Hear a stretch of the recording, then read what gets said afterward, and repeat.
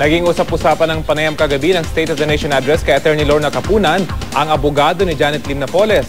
Sa tanong kasi ni Jessica Soho kung sa tingin ba niya ay malinis at hindi korap si Napoles, hindi agad nakasagot ang abogado. Hindi rin niya ito diretsahang sinagot.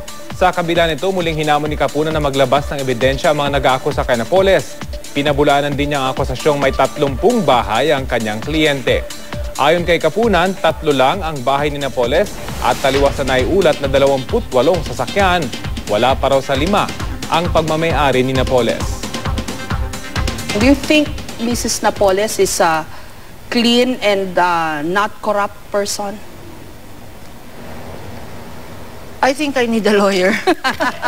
As I said, Yes, attorney. As officers of the court, we take an oath to ensure that the truth comes out.